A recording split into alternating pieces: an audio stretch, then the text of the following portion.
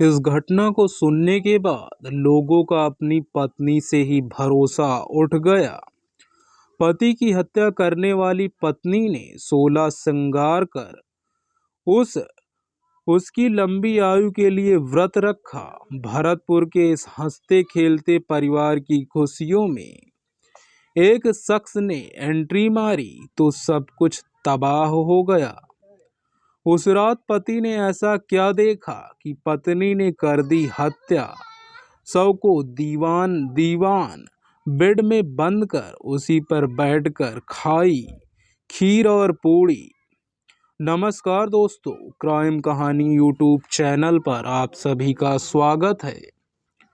दोस्तों, अगर आप क्राइम से जुड़ी सच्ची कहानियां सुनना पसंद करते हैं तो हमारे चैनल क्राइम कहानी को सब्सक्राइब कर लीजिए और इस वीडियो को लाइक करके शेयर कर दीजिए।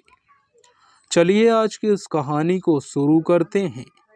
राजस्थान के भरतपुर में ऐसी खौफनाक घटना जिसे सुनकर आज भी लोग कहते हैं कि ऐसी पत्नी भगवान दुश्मन को भी ना दे। इस कहानी से पूरा भरतपुर कांप गया था। 7 फेरों के साथ शादी का ये पवित्र बंधन और नैतिकता तार तार हो गई।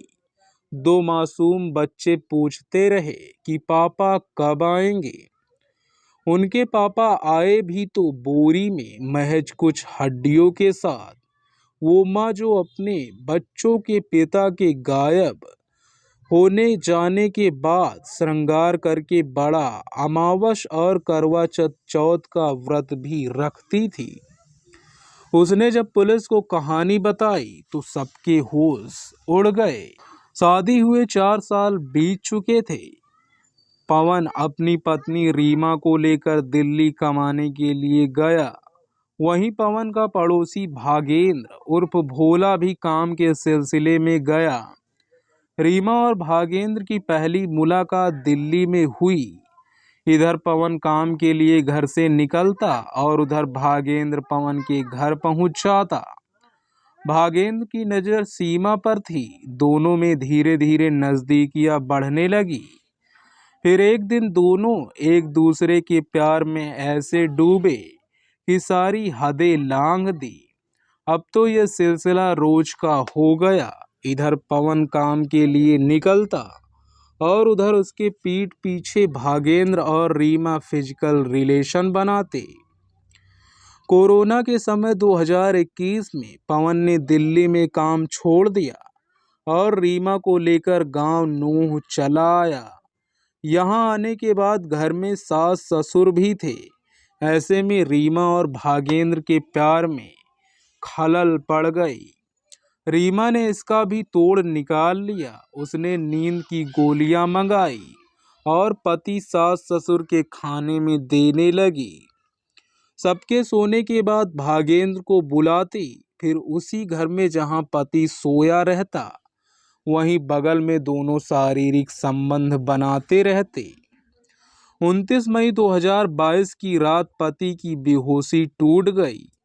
उसने देखा कि उसकी पत्नी और भागेंद्र आपत्तिजनक हालत में उसके ठीक बगल में हैं।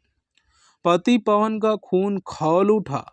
इधर भागेंद्र और रीमा ने देखा कि पोल खुल चुकी है तो उन्होंने पवन को रास्ते से हटाने के लिए उसकी हत्या कर दी। इसके लिए भागेंद्र ने एक दोस्त की भी मदद ली। ये सब उसी रात हुआ। फिर पवन का शव उसी दीवान बेड के बॉक्स में डालकर भागेंद्र चला गया। सुबह रीमा ऐसे जागी जैसे कुछ हुआ ही ना हो। नहाकर मांग में सिंदूर भरकर और कपड़े पहनकर पति की लंबी आयु के लिए बड़े अमावस का व्रत किया। उसी बेड पर बैठकर महिलाओं के साथ खीर पूड़ी खाई जिसके नीचे उसके पति की लाश थी। नहर में शव फेंक कर अब आती है 30 मई की रात। रात को रीमा ने भागेंद्र की मदद से शव पास वाले नहर में फेंक दिया और नॉर्मल रहने लगी। इधर जवान बेटा अचानक गायब हुआ तो पिता हरिप्रसाद शर्मा बेसुध हो गए और थाने में जाकर गुमशुदगी की रिपोर्ट लिखवाई।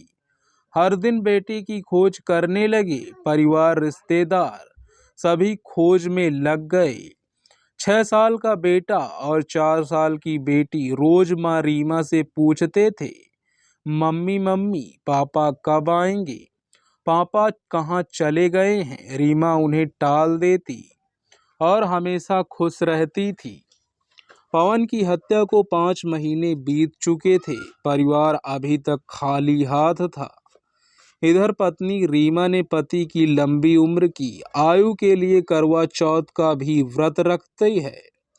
हमेशा सज संवर कर मांग में सिंदूर भरकर सास और ससुर की सेवा करती है, बच्चों का ख्याल करती है और रात में प्रेमी भागेंद्र के नैतिकता की सीमा लांघ देती है।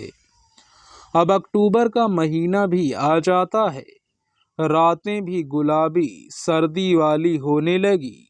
शहर में त्योहारों की रौनकें हो गई, पर हरिप्रसाद शर्मा के घर की खुशियां काफूर हो गई थी। 16 अक्टूबर 2022 की रात अचानक हरिप्रसाद शर्मा को बहू के कमरे से किसी गैर मर्द की आवाजें सुनाई देती हैं। वे वहां जाते हैं तो उनके पांव तले जमीन खिसक जाती है। हरिप्रसाद शर्मा ने कमरे की कुंडी बाहर से लगा दी और पुलिस को फोन कर दिया। उधर भागेंद्र ने उन्हें दरवाजा खोलने की धमकी दी। बोला, तेरा भी वही हाल करूंगा बुढ़े जो तेरे बेटे का किया है। उधर पुलिस आई, इससे पहले ही भागेंद्र भाग निकला। हरिप्रसाद ने भागेंद्र पर हत्या का शक जताया, पर पुलिस के पास कोई सुराग नहीं था। पकड़े जाने के बाद भागेंद्र गांव छोड़कर कहीं चला गया और रीमा अपने मायके कानपुर चली गई। इसी बीच मृतक पवन शर्मा की बहन अंजना घर आई। उसने पवन के कमरे में जाकर तलाशी ली तो एक गद्दा दबा हुआ मिला जिस पर खून के धब्बे थे। अंजना ने पुलिस को फोन किया। पुलिस ने रीमा को पूछताछ के लिए बुलाया। इधर पुलिस ने भागेंद्र को भी खोज लिया और जब दोनों से कड़ाई से पूछा तो पूरे मामले का खुलासा हो गया। दोनों हत्या की बात स्वीकार कर लेते हैं। फिर नहर से शव खोजा गया, जहां से एक सड़े गले बोरे में कुछ हड्डियां मिली। बाकी बॉडी को मछली और कछुए खा चुके थे।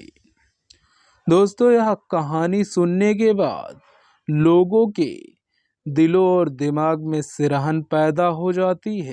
दोस्तों, ऐसी कहानियाँ सुनाने का उद्देश्य किसी को परेशान करना, किसी का दिल दुखाना नहीं है, बल्कि आपको जागरूक करना, आपको सचेत करना है। इस कहानी के बारे में अपनी राय कमेंट बॉक्स में ज़रूर दीजिएगा।